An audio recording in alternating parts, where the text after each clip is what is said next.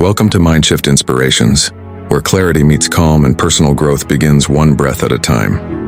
In today's episode, we're diving into a life-changing concept: emotional intelligence. This isn't just a buzzword or a corporate skill. Emotional intelligence affects how you live, love, lead, and heal.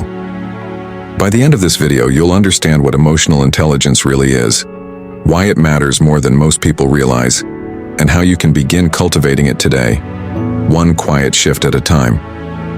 Let's begin with a simple question. What is emotional intelligence?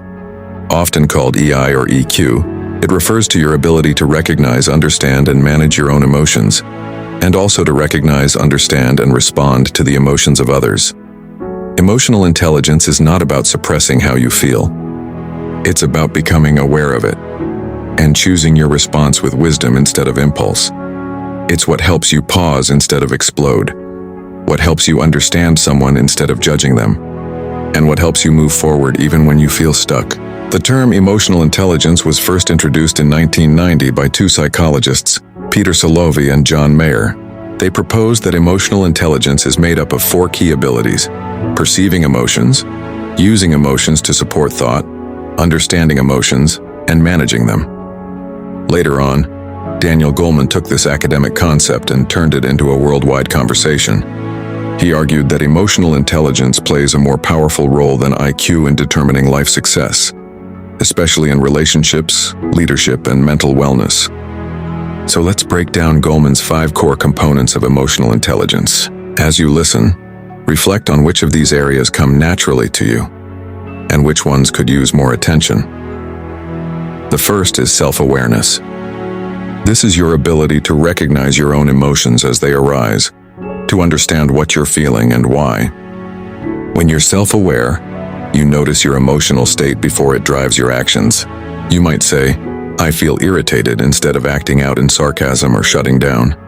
Self-awareness allows you to live with honesty, with yourself and with others. You can start building this by taking 2 quiet minutes a day to check in with yourself. What am I feeling right now? What triggered this emotion? The second component is self-regulation, the ability to manage your emotional responses, especially under pressure. It's not about bottling up how you feel, but guiding it in healthy directions. Think of it as emotional agility. You don't suppress your feelings, but you don't let them control you either. A powerful tool here is the pause, that moment between stimulus and response. When someone offends you, when a plan changes, give yourself 5 seconds to breathe before reacting. That small pause can change everything. Third is motivation. Emotionally intelligent people don't just act based on rewards or fear. They're driven by inner purpose. Even when challenges come, they stay committed to long-term growth. Motivation helps you push through setbacks without losing your sense of why. One simple way to nurture this is to reconnect daily with your deeper goals, not just your tasks. Ask yourself, why does this matter to me? Who will benefit from my growth? Next is empathy, the ability to understand what someone else is feeling even if they're not saying it out loud.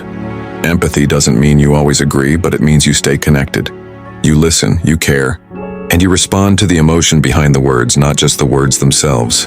This builds trust, respect, and connection in every kind of relationship. A good practice here is active listening. Don't plan your reply while someone speaks. Just hear them, feel with them. The fifth and final component is social skills, the ability to navigate relationships with kindness, clarity, and confidence. Whether in a friendship, family, or team, emotionally intelligent people know how to communicate, resolve conflict, and build mutual respect. They give feedback without shaming. They receive criticism without shutting down. They speak truth in love. To grow this skill, start small. Notice how your words land. Learn when to speak and when to simply listen. So emotional intelligence isn't just about emotions, it's about power, quiet power. The kind that builds people, deepens relationships, and keeps you anchored when life feels chaotic. And the best part? It's learnable. You don't need to be born with it. You grow into it through practice, reflection, and small intentional shifts. Here's your reflection for today. Which of the 5 areas spoke to you most? Self-awareness, self-regulation, motivation, empathy, or social skills? Wherever you feel the most resistance is often where your greatest growth will come from. This is the beginning of your emotional intelligence journey, and we'll go deeper in the episodes ahead.